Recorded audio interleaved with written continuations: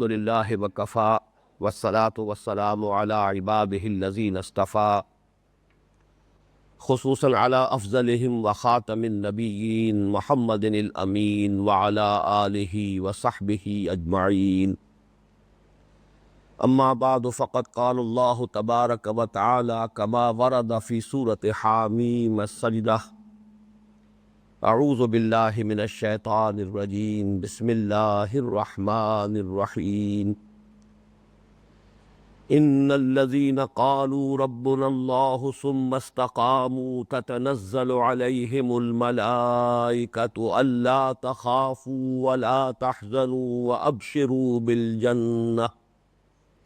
وابشروا بالجنة التي كنتم توعدون نحن أولياؤكم في الحياة الدنيا وفي الآخرة ولكم فيها ما تشتهي أنفسكم ولكم فيها ما تدعون نزلا من غفور رحيم ومن أحسن قولا ممن دعا إلى الله وعمل صالحا وقال إنني من المسلمين ولا تستوي الحسنة ولا السيئة ادفع بالتي هي أحسن فإذا الذي بينك وبينه عداوة كأنه ولي حميم وما يلقاها إلا الذين صبروا وما يلقاها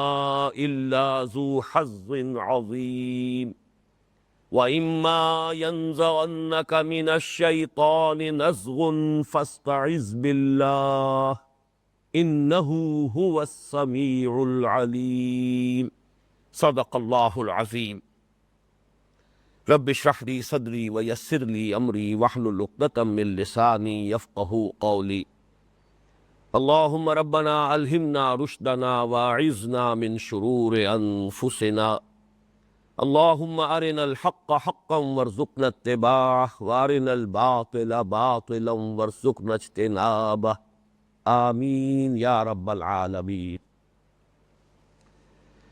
مطالعہ قرآن حکیم کے جس منتخب نصاب کا درس ان مجالس میں ہو رہا ہے، اس کا پہلا حصہ 4 جامع اسباق پر مشتمل ہے۔ ان میں سے آج ہم آخری اور چوتھے درس کا آغاز کر رہے ہیں۔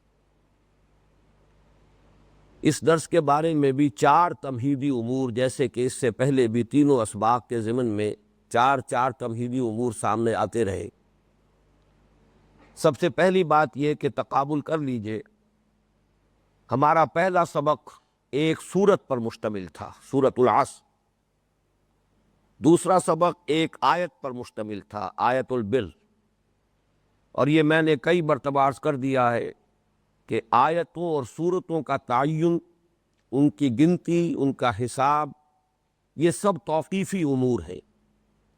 ان میں اختلاف اگر ہوگا تو روایت کی بنیاد پر ہوگا کہ حضور صلی اللہ علیہ وسلم سے کوئی 2 روایات ہوں کسی معاملے میں مختلف، اور اس کی بنا پر کوئی رائے جو ہے مختلف قائم ہو جائے، لیکن کسی اور اصول کا یہاں کوئی دخل نہیں ہے، نہ اس میں کسی منطق کے اصول کا تعلق ہے، نہ نحو کا معاملہ ہے، نہ بیان کا معاملہ ہے۔ یہ امور توقیفی ہیں، موقوف علیہ ہے حضور کے بتانے پر۔ البتہ تیسرا درس ہمارا مشتمل تھا ایک رکوع پر، سورہ لقمان کا دوسرا رکوع۔ اس کے ضمن میں نے عرض کیا تھا کہ رکوعوں کی تقسیم اجتہادی ہے، توقیفی نہیں ہے۔ دور صحابہ میں تو یہ موجود تھی ہی نہیں، بعد میں کی گئی۔ اس لیے کی گئی کہ ایک رکعت میں تلاوت کرتے ہوئے کہیں ایسا نہ ہو کہ مضمون بیچ میں ٹوٹ جائے، بلکہ یہ کہ مربوط آیات، ایک مضمون کی آیات ایک رکعت میں تلاوت کر لی جائے۔ اس کے لیے کوشش پوری کی گئی ہے۔ جیسا کہ میں نے عرض کیا تھا، اکثر و بیشتر مقامات پر محسوس ہوتا ہے کہ واقعتاً بڑی عرقریزی سے کام لیا گیا ہے، بہت ہی باریک بینی کے ساتھ گہرائی میں اتر کر ان رکوعوں کی تقسیم جو ہے وہ معین کی گئی ہے۔ البتہ چونکہ یہ اجتہادی امر ہے، اجتہادی امر میں خطا کا امکان ہے، لہذا اس میں اختلاف کی گنجائش ہے۔ بعض مقامات پر مجھے بھی یہ محسوس ہوا ہے کہ اگر ایک آیت پہلے یا ایک آیت بعد رکوع کا معاملہ ہوتا تو وہ بہتر ہوتا، لیکن ہمارے ان اسباق میں اس چوتھے درس میں یہ بات نمایاں ترین صورت میں سامنے آئی۔ یہ جو 7 آیات میں نے ابھی تلاوت کی ہیں، ان میں سے 3 آیات سورہ حامیم السجدہ کے چوتھے رکوع کے آخر میں ہے، اور 4 آیات سورہ حامیم السجدہ کے 5ویں رکوع کے شروع میں ہے۔ گویا کہ یہ 2 رکوعوں پر یہ کچھ حصہ چوتھے رکوع کا اور کچھ حصہ 5ویں رکوع کا، اس طریقے سے یہ 7 آیات ہے۔ لیکن بنظر غائب دیکھا جائے تو ان میں بڑا گہرا ربط ہے۔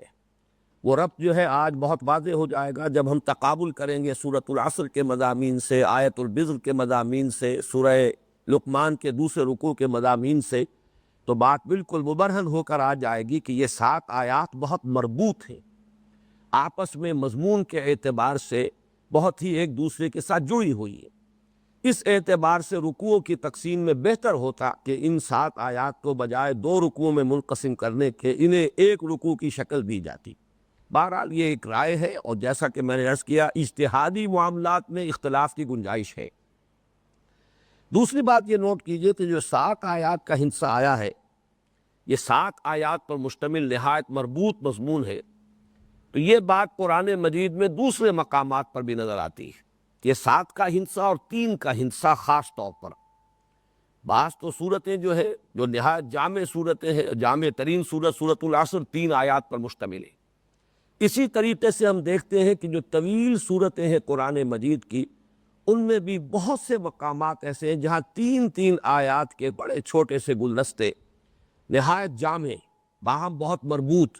اس کی بہت سی مثالیں ہیں جو بعد میں انشاءاللہ، ویسے آج بھی ایک مثال سامنے آ جائے گی، لیکن اس کی مثالیں بہت ہیں۔ آج کے حوالے سے یہ 7 آیات کے عدد کے اعتبار سے میں عرض کر رہا ہوں۔ چنانچہ سب کو معلوم ہے سورہ مدثر کی ابتدائی 7 آیات، اس میں وہ قوافی یا فواصل بالکل وہی، اس کے بعد جو ہے فواصل بدل جاتے ہیں۔ یا ایھا المدثر قم فانذر وربک فکبر وثیابک فطہر والرجز فاہجر ولا تمنن تستکثر ولربک فاصبر، 7 آیات۔ اب اس کے بعد فَإِذَا ذُقِرَ فِي النَّاقُورِ فَذَلِكَ يَوْمَئِذٍ يَوْمٌ عَسِيرٌ، اب یہ فواصل بدل گئے، اور یہ معلوم ہے ہمیں روایات کی بنیاد پر، اور روایات صحیح روایات، مستند روایات، یہ دوسری وحی ہے یا تیسری وحی ہے جو محمد الرسول اللہ صلی اللہ علیہ وسلم پر ہوئی، بلکہ ایک ترتیب کے اعتبار سے چوتھی وحی ہے، اگرچہ فترت کے بعد پہلی وحی ہے۔ پہلی وحی کے بعد پھر جو 2 وحییں آئیں، پھر کچھ ایک وقفہ ہوا ہے، تو جو فترت الوحی ہوئی ہے تھوڑے سے دیر کے لیے، پھر یہ پہلی ہے جو وحی آئی ہے جو 7 آیات پر مشتمل۔ اسی طرح سورہ نون کی ابتدائی 7 آیات، سورہ مزمل کی بھی اگرچہ جو قوافی کا تعلق ہے یا فواصل کا، وہ تو آگے بھی سلسلہ چلتا ہے، لیکن غور سے اگر انسان اس پر دیکھے تو نظر آتا ہے کہ پہلی 7 آیات معلوم ہوتا ہے یکجا نازل ہوئی، بعد میں جو ہے وہ بعد میں آیات نازل ہوئی۔ سب سے زیادہ نمایاں مثال سورہ فاتحہ 7 آیات پر مشتمل ہے۔ سورہ بقرہ کا 5واں رکوع 7 آیات پر مشتمل ہے، اور اسے میں نے بہت سے حضرات کے علم میں ہوگا قرار دیا ہے کہ اہل کتاب کو دعوت کے ضمن میں وہ بمنزلہ سورہ فاتحہ ہے، اس قدر اہم ہے کہ 10 رکوع، 10 رکوع جو آئے ہیں مسلسل بنی اسرائیل سے خطاب پر جو مشتمل ہے سورہ بقرہ میں، اس میں ان 7 آیات پر مشتمل پہلا رکوع اپنے مزاج کے اعتبار سے بھی بقیہ سے مختلف ہے، اس میں دعوت کا رنگ ہے نہایت جامعیت کے ساتھ، اور اسی میں ہمارے لیے رہنمائی ہے، آئندہ بھی کسی بگڑی ہوئی مسلمان امت کو اگر دعوت دی جائے گی تو اس کے اصول وہی ہوں گے کہ جو ان 7 آیات میں آئے۔ اسی طریقے سے سورہ مائدہ کا 7واں رکوع 7 آیات پر مشتمل، اور وہ جو ہے حکم بما انزل اللہ، 3 مرتبہ اس رکوع میں وہ آیت آئی ہے، وَمَن لَّمْ يَحْكُم بِمَا أَنزَلَ اللَّهُ فَأُولَٰئِكَ هُمُ الْفَاسِقُونَ وَمَن لَّمْ يَحْكُم بِمَا أَنزَلَ اللَّهُ فَأُولَٰئِكَ هُمُ الْكَافِرُونَ وَمَن لَّمْ يَحْكُم بِمَا أَنزَلَ اللَّهُ فَأُولَٰئِكَ هُمُ الظَّالِمُونَ، اور یہ بھی 7 آیات پر مشتمل رکوع ہے۔ بہرحال یہ نوٹ کر لیجئے کہ یہ 7 آیات پر مشتمل جو رکوع ہے قرآن مجید میں، وہ اس کی بہت سی مثالیں ہیں کہ وہ نہایت جامع ہے اور بہت اہم ہے اپنے مضمون کے اعتبار سے۔ اب آئیے کہ اس سے پہلے کہ بقیہ جو 2 تمہیدی نکات ہیں میں وہ آپ کے سامنے رکھوں، پہلے ہم ان آیات کا ایک ترجمہ کر لیں، اس لیے کہ بقیہ 2 تمہیدی نکات کا فہم جو ہے اس کا دار و مدار اس پر ہے کہ ایک اجمالی جو ہے آپ کے سامنے تصور آ جائے کہ ان آیات میں کیا مضامین آ رہے۔ ان الذین قالوا ربنا اللہ ثم استقاموا، یقیناً وہ لوگ جنہوں نے کہا ہمارا رب اللہ ہے پھر اس پر جم گئے۔ تتنزل علیہم الملائکہ، نازل ہوتے ہیں ان پر فرشتے، اللہ تخافوا، کہ نہ خوف کھاؤ، ولا تحزنوا، نہ غمگین ہو، وابشروا بالجنۃ التی کنتم توعدون، اور خوشخبری حاصل کرو اس جنت کی جس کا کہ تم سے وعدہ کیا جاتا رہا تھا۔ نحن اولیاؤکم فی الحیات الدنیا وفی الآخرہ، ہم ہیں تمہارے ساتھی، تمہارے پشت پناہ، دنیا کی زندگی میں بھی اور آخرت میں بھی۔ وَلَكُمْ فِيهَا مَا تَشْتَهِي أَنفُسُكُمْ، اور اس میں ہوگا تمہارے لیے، اب یہ اس کی ضمیر جو ہے فیہا کی آخرہ کی طرف بھی جا سکتی ہے، جنت کی طرف بھی جا سکتی ہے، معنی اور مراد میں کوئی فرق واقع نہیں ہوگا۔ آخرت میں یا جنت میں تمہارے لیے وہ سب کچھ ہوگا جس کی خواہش ہوگی تمہارے جیوں میں۔ وَلَكُمْ فِيهَا مَا تَدَّعُونَ، اور وہ سب کچھ بھی فراہم کر دیا جائے گا جو تم طلب کرو گے۔ نزل من غفور الرحیم، اور یہ مہمان نوازی ہوگی، ابتدائی مہمان نوازی ہوگی اس ہستی کی طرف سے جو غفور ہے، بخشنے والا، اور رحیم ہے، رحم فرمانے والا۔ وَمَنْ أَحْسَنُ قَوْلًا مِّمَّنْ دَعَا إِلَى اللَّهِ وَعَمِلَ صَالِحًا وَقَالَ إِنَّنِي مِنَ الْمُسْلِمِينَ، اور کون بہتر ہو سکتا ہے بات میں، قول کے اعتبار سے، اس شخص کی نسبت سے، اس شخص سے زائد کہ جو پکارے اللہ کی طرف، دعوت دے اللہ کی طرف، وعمل صالحا، عمل کرے نیک اچھے اعمال، وقال اننی من المسلمین، اور کہے کہ میں مسلمانوں ہی میں سے ہوں، یقیناً میں بھی مسلمانوں ہی میں سے ہوں۔ ولا تستوی الحسنۃ ولا السیئۃ، اور برابر نہیں ہو سکتی بھلائی اور برائی، نیکی اور بلی۔ ادفع باللتی ہی احسن، دفاع کرو، مخالفت کا مقابلہ کرو اس طور سے جو سب سے عمدہ ہو، سب سے اعلیٰ، احسن طریق سے۔ فَإِذَا الَّذِي بَيْنَكَ وَبَيْنَهُ عَدَاوَةٌ، تو وہی کہ جس کے اور تمہارے درمیان دشمنی ہے، كَأَنَّهُ وَلِيٌّ حَمِيمٌ، ایسے ہو جائے گا جیسے کہ نہایت جگری دوست، نہایت گرم جوش دوست۔ وَمَا يُلَقَّاهَا إِلَّا الَّذِينَ صَبَرُوا، نہیں پہنچ پاتے ان مقامات کو مگر وہی کہ جو صبر کر سکے، جن میں صبر کا مادہ۔ وَمَا يُلَقَّاهَا إِلَّا ذُو حَظٍّ عَظِيمٍ، اور نہیں حاصل کر سکتے ان مراتب عالیہ کو مگر وہی جو بڑے نصیب والے ہیں، حظ عظیم والے ہیں۔ وَإِمَّا يَنزَغَنَّكَ مِنَ الشَّيْطَانِ نَزْغٌ، اور اگر کبھی شیطان کی طرف سے تمہیں کوئی چوک لگ ہی جائے یا چھوت لگ ہی جائے، فاستعذ باللہ، تو فوراً پناہ طلب کر لیا کرو اللہ کی۔ انہ هو العزیز الحکیم، انہ هو السمیع العلیم، یقیناً وہی ہے سب کچھ سننے والا اور سب کچھ جاننے والا۔ صدق اللہ العظیم۔ اب اس ترجمے سے جو باتیں سامنے آ گئی ہیں ان کے حوالے سے دو نکات، یعنی تیسرا تمہیدی نکتہ یہ ہے کہ سورۃ العصر کے حوالے سے تقابل کیجئے، بالکل وہی چار مضامین جو سورۃ العصر میں آئے تھے، وہاں وہ بیجوں کی شکل میں تھے، ایک ایک بیج سے جو مضامین جو ہے آگے، جیسے بند کلی کھل گئی تو پتیاں نمایاں ہو گئی، اسی طریقے سے اگر گٹھلی پھوٹی اور اس میں سے دو پتیاں نمایاں ہوئی، بالکل اسی طرح آپ دیکھ رہے ہیں کہ سورۃ العصر جو ہے وہ بیس لائن، چار چیزیں، ایمان، عمل صالح، تواصی بالحق، تواصی بالصبر۔ اب اسی میں ذرا ایک نسبتاً اونچا مقام، وہ مقام بر و تقوی، نیکی اور تقوی کا مقام، وہی چار چیزیں وہاں موجود، تین صراحتاً اور ایک جو ہے وہاں پر گویا کہ انڈرسٹوڈ ہے، مقدر ہے۔ پھر یہی چار مضامین سورہ لقمان کے دوسرے رکوع میں، وہ ذرا اور اس سے بلند تر مقام ہے، مقام عظیمت، ان ذالک من عزم الامور۔ یہ چوتھا اب اور بلند ترین مقام ہے ایک اعتبار سے، یہ میں بعد میں صراحت کروں گا، ایک اعتبار سے بلند ترین، اور اس کو ہم نے عنوان دیا ہے حظ عظیم، اور اسی آیات میں سے وما یلقاها الا ذو حظ عظیم، بڑے نصیب والے، بڑے حظ عظیم والے لوگ ہیں جو یہاں تک پہنچ پاتے ہیں۔ تو وہی 4 مضامین اب نوٹ کیجئے۔ ایمان کے ضمن میں سب سے پہلی بات اللہ کی ربوبیت پر دل کا ٹھک جانا، ایمان اور یقین اللہ کی ربوبیت پر۔ اللہ کی صفات میں سے 4 صفات، غفور، رحیم، عزیز، سمیع اور علیم۔ اسی طریقے سے فرشتوں پر ایمان، یہ بھی ایمانیات میں سے ایک جز ہے۔ ایمان بالآخرہ، اور آخری چیز جنت کی نعمتوں کا تذکرہ۔ ظاہر بات ہے امور غیبیہ ہے، یہ ایمانی امور ہے، اور اس ایمان کا جو لب لباب ہے، ان سب کا جو حاصل ہے، جو خلاصہ ہے، جو نتیجہ ہے، وہ کیا ہے؟ زوال خوف و حزن۔ خوف ختم ہو جائے، حزن ختم ہو جائے، یہ ایمان کا اصل حاصل ہے، یہ ایمان کا مکھن ہے، یہ ایمان کا جسے مخ کہتے ہیں۔ جیسے کہ حضور نے فرمایا دعا مخ العبادہ، دعا جو ہے وہ عبادت کا اصل جوہر ہے۔ اسی طریقے سے ایمان کا اصل جوہر، ایمان کا اصل حاصل، ایمان کا اصل مکھن کیا ہے؟ زوال خوف و حزن۔ یہ بعد میں تفصیل سے بات ہو جائے گی۔ عمل صالح کا تذکرہ ان آیات میں 2 انداز میں آیا۔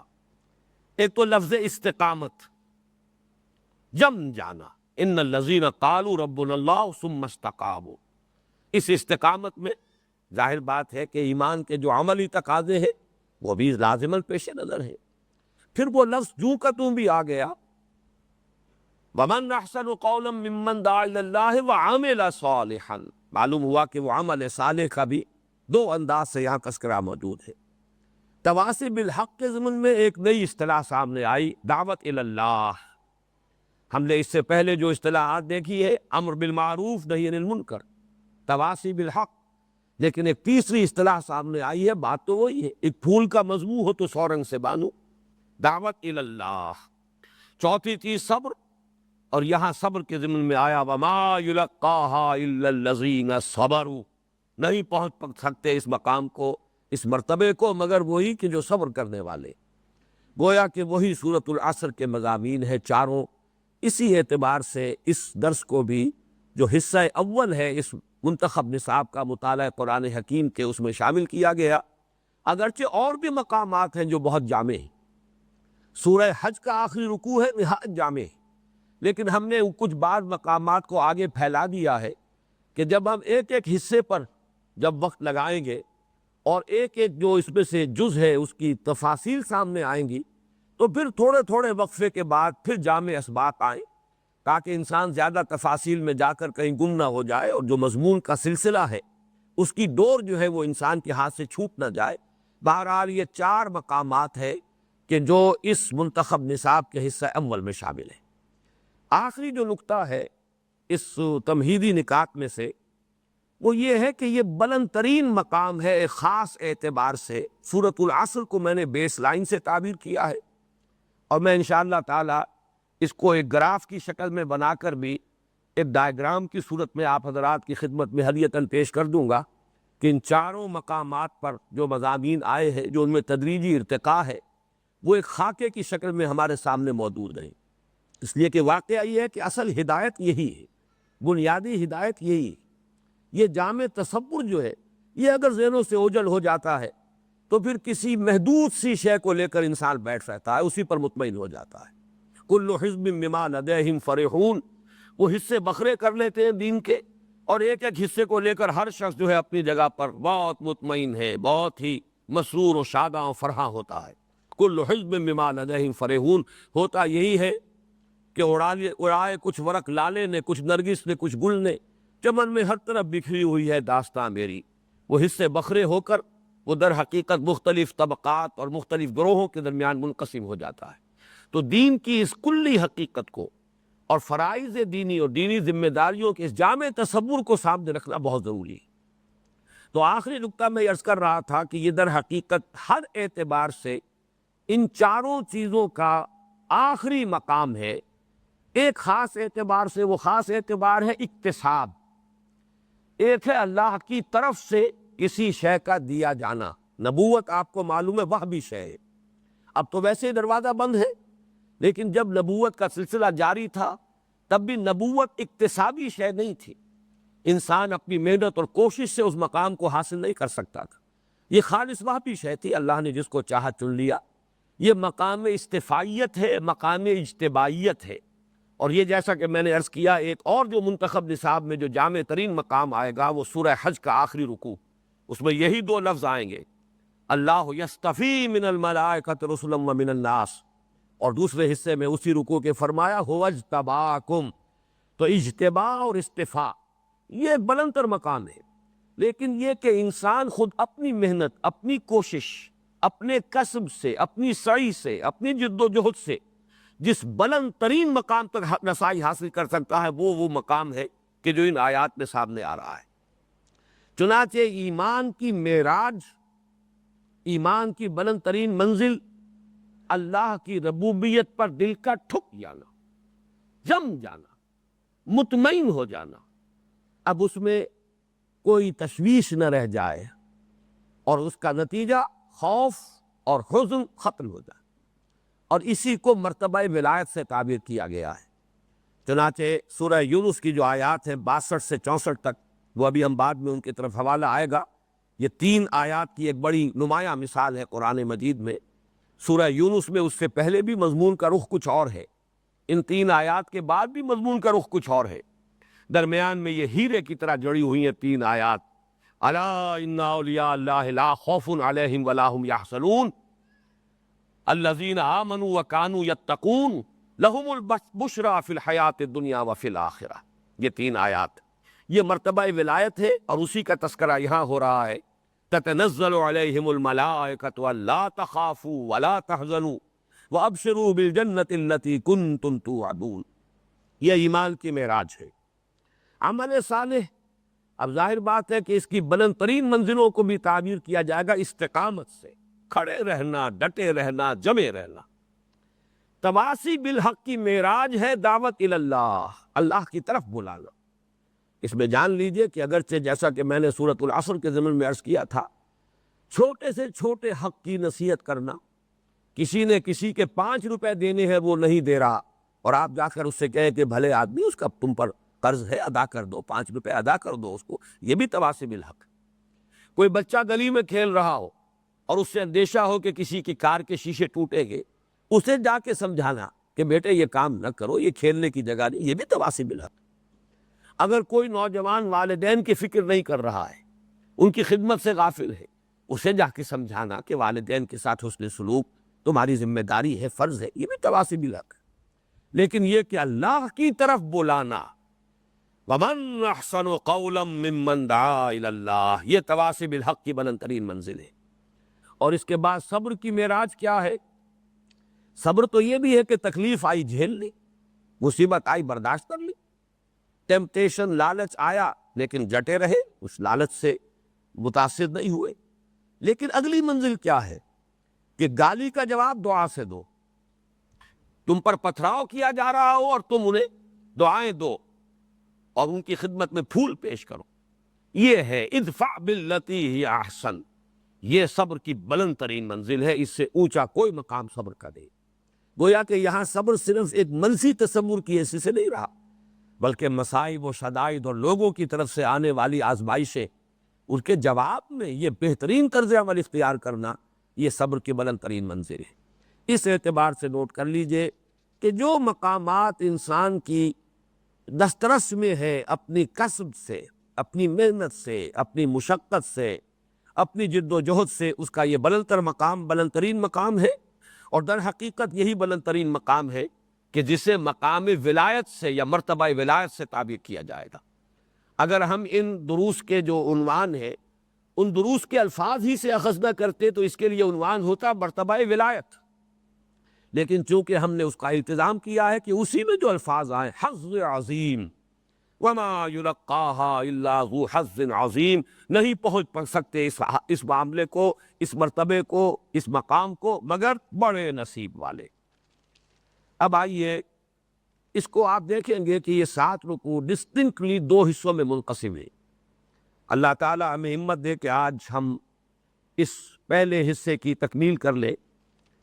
بہرحال 2 نشستوں میں انشاءاللہ اس کی تکمیل ہو جائے گی. ان الذین قالوا ربنا اللہ ثم استقاموا تتنزل علیہم الملائکہ الا تخافوا ولا تحزنوا وابشروا بالجنة التي كنتم توعدون نحن اولیاؤکم فی الحیاۃ الدنیا وفی الآخرہ وَلَكُمْ فِيهَا مَا تَشْتَهِي أَنفُسُكُمْ وَلَكُمْ فِيهَا مَا تَدَّعُونَ. یہاں ایک حصہ مکمل ہو گیا. یہ گویا کہ اگرچہ پورے رکوع کے مضمون کے اعتبار سے تو جز ہے، لیکن خود اپنی جگہ پر ایک آرگینک ہول ہے، ایک مکمل اکائی ہے. سب سے پہلا نقطہ اس میں جو قابل غور ہے، ان الذین قالوا ربنا اللہ.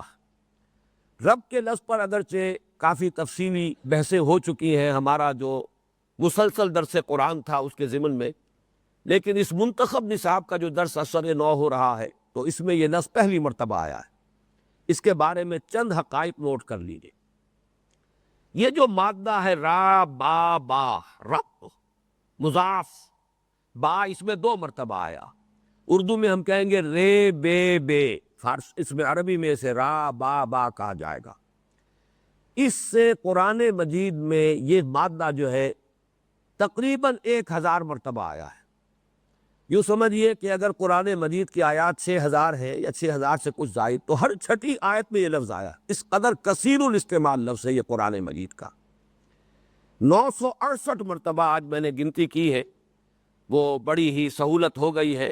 فواد عبد الباقی کی کتاب المعجم المفارس، بڑی آسانی سے آپ ان چیزوں کو، یہ اعداد و شمار بڑی آسانی سے وہاں مل جاتے ہیں. 968 مرتبہ رب کا لفظ یا تو مفرد شکل میں آیا ہے، ربو، ربا، ربے، یا پھر یہ ہے کہ یہ ضمائر کی طرف مضاف ہو کر ربنا، ربہو، ربکم، ربی، یہ گویا کہ مضاف ہو گیا ہے ان ضمائر کی طرف. تو گویا کہ 972 مرتبہ یہ لفظ آیا. البتہ جو خاص طور پر نوٹ کرنے کی بات یہ ہے کہ اس مادے سے بقیہ کل 4 مرتبہ قرآن مجید میں الفاظ آئے اور کوئی مشتقات اس کے نہیں آئے. لفظ رب ہی آیا ہے. ربائب کا لفظ آیا، وہ بچے یا بچیاں جو کسی شخص کی بیوی کے اپنے کسی سابق شوہر سے ہو، وہ ربائب ہے، ربیب ہے، کہ جو اب آپ کے زیر پرورش ہے لیکن آپ کے اصل میں حقیقی اولاد نہیں ہے، اولاد جو ہے آپ کی بیوی کی ہے کسی اور کے شوہر سے. یا ربیون، ربانیین، ربانیون، یہ کل 4 مرتبہ، بلکہ یہ کہ ربیون، ربانیین اور ربائب ایک بار اور ربانیون 2 مرتبہ، تو کل 5 مرتبہ یہ مشتق جو ہے قرآن مجید میں آیا ہے. اور اس میں سے بھی ایک رائے یہ ہے کہ ربی اور ربانی یہ در حقیقت عربی لفظ ہے ہی نہیں، یہ عبرانی سے معرب ہے یا معرب ہے، آیا ہے عربی زبان میں، یہ آیا ہے در حقیقت عبرانی سے. چنانچہ آج کل بھی آپ یہ لفظ جو ہے یہودیوں کے ضمن میں سنتے ہوں گے، ربائز، ان کے علماء جو ہے وہ ربائز ہے، تو یہ لفظ در حقیقت عبرانی سے آیا ہے. ویسے یہ کہ عبرانی اور عربی زبان یہ بھی کہا جا سکتا ہے کہ ماں بیٹی کا رشتہ ہے ان کے مابین، لیکن زیادہ صحیح بات یہ ہے کہ دونوں بہنیں. معلوم ہوتا ہے کہ کسی اور مشترک زبان سے کہ جو اب دنیا میں نہیں رہی ہے، اس سے یہ دونوں زبانیں جو ہے نکلی. بہرحال ایک تو آپ نے یہ نوٹ کر لیا. ایک اور مادہ ہے را با وا، جس سے ربا کا لفظ بنا ہے. اس ربا سے جو مختلف مشتقات آئے ہیں وہ کل 20 مرتبہ قرآن مجید میں آئے ہیں. لیکن ایک تیسرا لفظ ہے اور وہ ہے تربیت، باب تفعیل سے، ربا یربی تربیتاً. 2 الفاظ قرآن مجید میں اس سے آئے ہیں. سورہ بنی اسرائیل میں آئے گا کہ دعا تلقین کی گئی ہے کہ اپنے والدین کے حق میں دعا کیا کرو. وَقُلْ رَبِّ ارْحَمْهُمَا كَمَا رَبَّيَانِي صَغِيرًا، کہو کہ اے رب میرے ان والدین پر رحم فرما جیسے کہ انہوں نے مجھے پالا اور پوسا جبکہ میں چھوٹا سا تھا.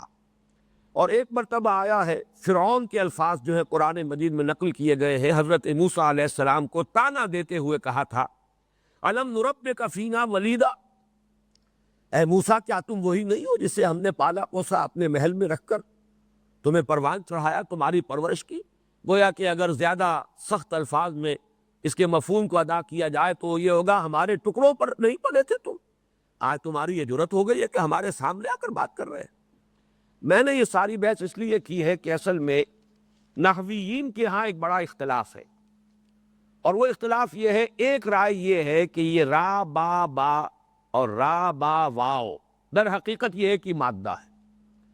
چنانچہ امام راغب رحمۃ اللہ علیہ نے تو رب کے لفظ کے بارے میں کہا ہے اصلہ من التربیت، اس رب کی جو اصل ہے وہ ہے ہی تربیت سے، اور وہ تربیت کیا ہے؟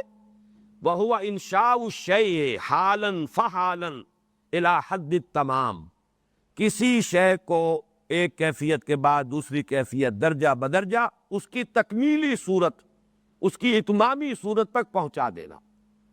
یہی در حقیقت پروردگار، پرورش کنندہ، پالن ہار۔ ظاہر بات ہے کہ جب والدین بچوں کو پال رہے ہیں تو چھوٹے سے بڑے ہو رہے ہیں درجہ بدرجہ، اور ہر درجے کی ضروریات جو ہے والدین فراہم کر رہے ہیں، اس کے لیے بھاگ دوڑ کر رہے ہیں۔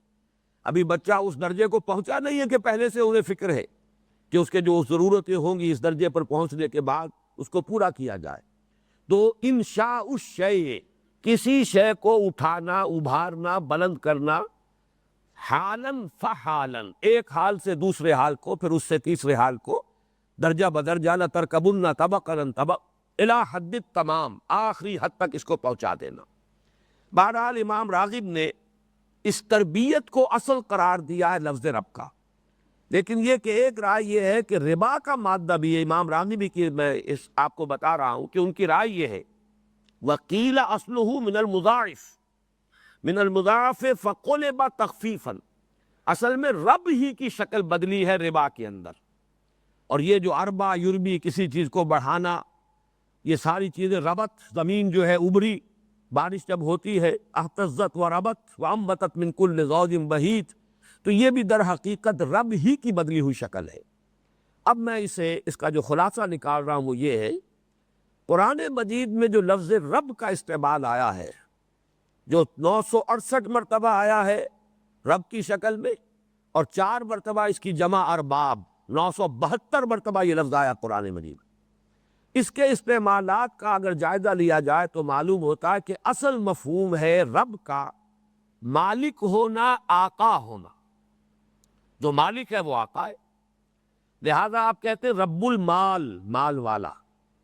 جب کہیں کوئی مزاربت ہوتی ہے تو ایک شخص کام کرنے والا ہے عامل، اور ایک ہے جس کا سرمایہ ہے، اس سرمایہ والے کو کہیں گے رب المال۔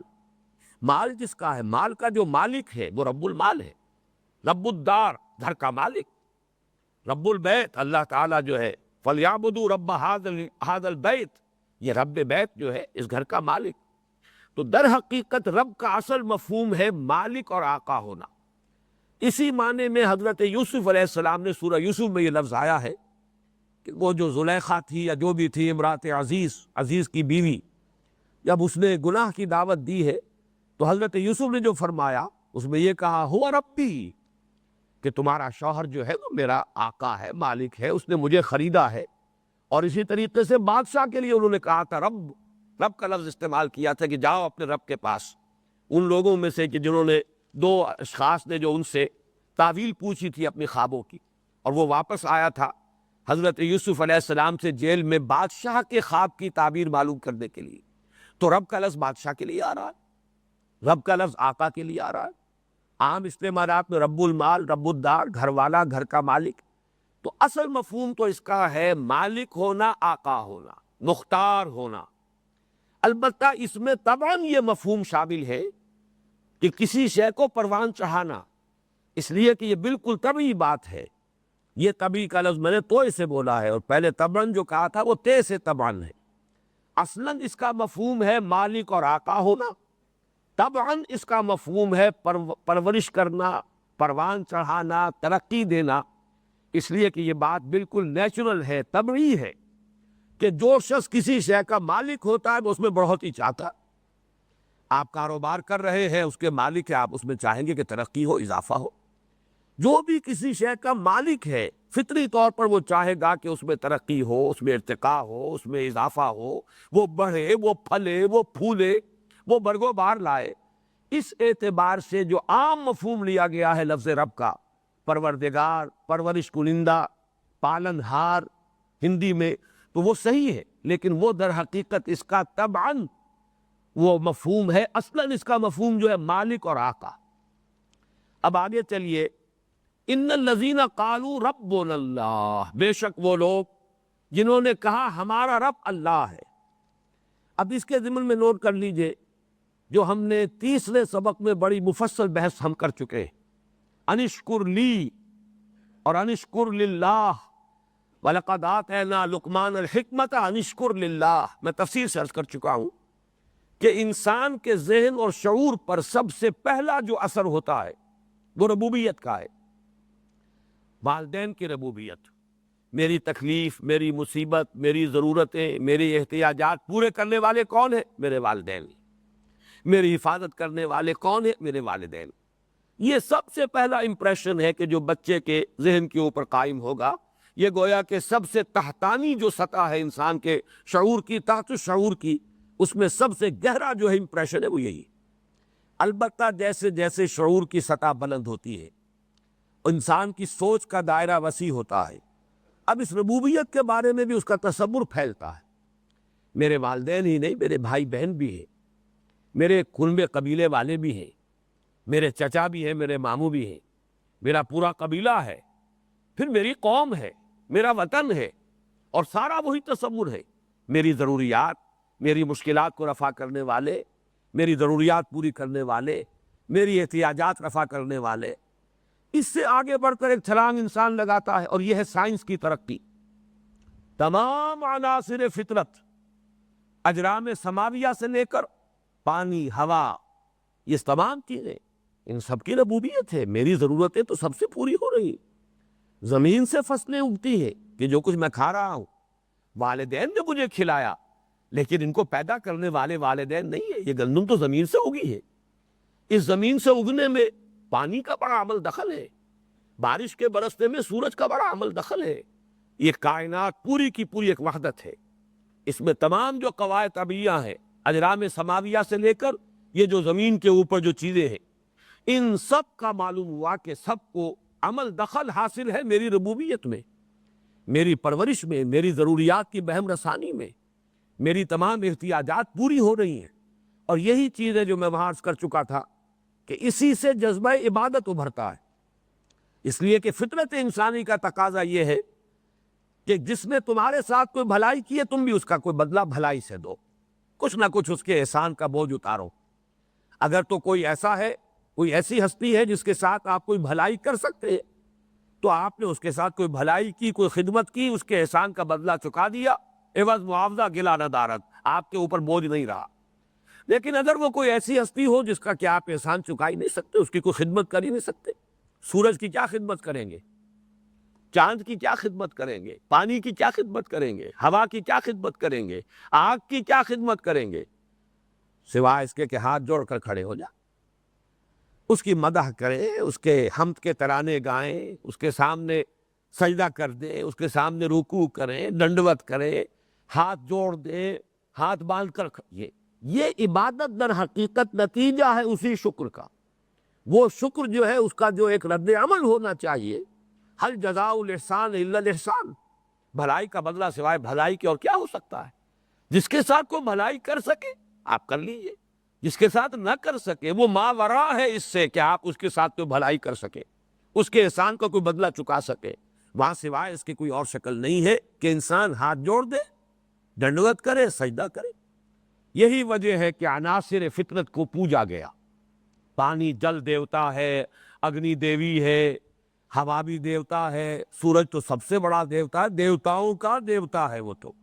تمام جو مذاہب ہے شرکیہ، ان سب میں سورج کی جو پوجا ہے وہ سب سے بلند رہی، اس لیے کہ واقعتاً یہ خیال اور تصور تو غلط نہیں تھا کہ جو بھی کچھ ہمارا یہ زمینی نظام جو چل رہا ہے، نباتات کا اور ہواؤں کے چلنے کا اور بارشوں کے برسنے کا، یہ سارا کا سارا تو سورج ہی کو سب سے بڑھ کر اس میں عمل دخل حاصل۔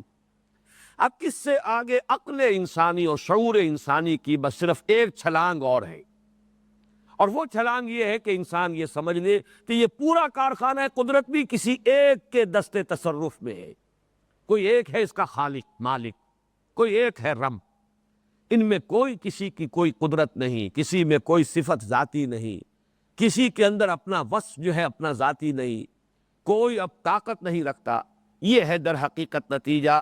یہ ایک چھلانگ ہے، ایک جست ہے در حقیقت کہ تمام عناصر جو ہیں زمین سے لے کر آسمان تک، ان سب سے ایک بلند چھلانگ لگا کر انسان کی نگاہ جا کر جم جائے. انی وجہت وجہی للذی فطر السماوات والارض حنیفا وما انا من المشرکین. یہاں تک ہے در حقیقت جو ہم تفصیل سے پڑھ چکے ہیں تیسرے سبق میں. وَلَقَدْ آتَيْنَا لُقْمَانَ الْحِكْمَةَ أَنِ اشْكُرْ لِلَّهِ. ہم نے لقمان کو حکمت عطا کی، اور حکمت دو چیزوں کے امتزاج سے وجود میں آتی ہے: فطرت سلیمہ، عقل سلیم. فطرت سلیمہ کا تقاضا شکر، عقل سلیم کا تقاضا اپنے اصل محسن اور منعم کو پہچان لینا. جب پہچان لیا، انشکر للہ، کہ کرو شکر اللہ کا. اب اس کے بعد صرف ایک مرحلہ باقی رہ جاتا ہے، اور وہ ہے استقامت. اب اس پر دل کا ٹھک جانا، اس لیے کہ ہم رہتے ہیں عالم اسباب میں. ہمارا جو تجربہ ہے، مشاہدہ ہے، وہ یہ ہے کہ پیاس لگی، پانی پیا، پیاس بجھ گئی. ہم نے سمجھا یہ پانی میں یہ وصف ہے کہ یہ پیاس بجھا دیتی. ہمیں بھوک تھی، نقاہت تھی، ذوف تھا، کھانا کھایا، اثر نو تازگی آ گئی، جسم میں توانائی محسوس ہوئی. اور یہ اتنا ہوتا ہے، پے بپے ہوتا ہے، مسلسل ہوتا ہے، دن میں 3 مرتبہ ہو رہا ہے. تجربہ اتنا تاکیدی ہے. اس کا نتیجہ کیا نکلتا ہے؟ ہم محجوب ہو جاتے ہیں مسبب الاسباب سے، اور پھر ہمارا تصور یہ جم جاتا ہے اس کھانے کے اندر توانائی ہے، اس میں میری ضرورت کو پورا کرنے کا بس موجود ہے. یہ میں نے 2 مثالیں دی ہیں. باقی یہ کوئی شخص ہے، طاقتور ہے، قوی ہے، اس کے پاس اختیارات ہے، وہ آپ کا بھلا بھی کر سکتا ہے، برا بھی کر سکتا ہے. وہ آپ کی پرسنل رپورٹ، کانفیڈینشیل رپورٹ بگاڑ دے، ترقی رک جائے گی. اگر کوئی اچھے جملے لکھ دے، ترقی مل جائے گی. یہ چیزیں آپ کے تجربے میں آپ سمجھ بیٹھتے، اس شخص کے ہاتھ میں میری مضرت بھی ہے، میرا نفع بھی ہے. یہ میرا کوئی بھلا بھی کر سکتا ہے اور مجھے کوئی نقصان بھی پہنچا سکتا ہے. یہ چیزیں انسان کے تجربے میں اس طرح پے بپے آتی ہیں، اتنی مسلسل آتی ہیں، اتنی تکرار اور اعادے کے ساتھ آتی ہیں، صبح و شام آتی ہے، دن رات آتی ہے، کہ انسان کا تصور ان چیزوں کی طرف جو ہے وہ منتشر ہو جاتا ہے. مجھے اکبر الہٰبادی کا شعر یاد آ رہا ہے: منتشر رہتا ہے مکروہات دنیا پر بہت، اس دل مضطر کو یا اللہ اطمینان دے. یہ اطمینان جو ہے اس بات سے، ربی اللہ، میرا رب اللہ ہے، میری پرورش اللہ سے ہے، اللہ کے اذن سے ہے، اللہ کے حکم سے ہے. اسباب میں کچھ نہیں ہے، سب کچھ مسبب الاسباب کے ہاتھ میں ہے. یہ یقین ہو جانا یہ مشکل ہے. علم ہو جانا آسان، عقلاً ایک بات کو سمجھ لینا آسان، اس پر جم جانا مشکل. اس لیے یہاں جو دوسرا لفظ آیا ہے، اصل میں اس درس کا جو اصل کی ورڈ ہے وہ یہ ہے: ان الذین قالوا ربنا اللہ ثم استقاموا. گویا کہ ہمارے تیسرے درس کے بعد جو قدم آگے بڑھا ہے آج کے اس درس میں، چوتھے درس میں، وہ لفظ استقامت ہے. ورنہ یہ ساری بات ربنا اللہ یہ تو آ چکی تھی. وَلَقَدْ آتَيْنَا لُقْمَانَ الْحِكْمَةَ أَنِ اشْكُرْ لِلَّهِ، اس میں سارا مضمون آ چکا تھا. اب جو یہاں اضافہ ہوا وہ استقامت کا ہے. ان الذین قالوا ربنا اللہ ثم استقاموا. یقیناً وہ لوگ جنہوں نے کہا ہمارا رب اللہ ہے، پھر اس پر جم گئے. اس استقامت میں قیامت مضمر ہے. اس پر انشاءاللہ تعالی اب اگلی نشست میں گفتگو ہوگی. اقول قولی ھذا واستغفر اللہ لی ولکم ولسائر المسلمین والمسلمات.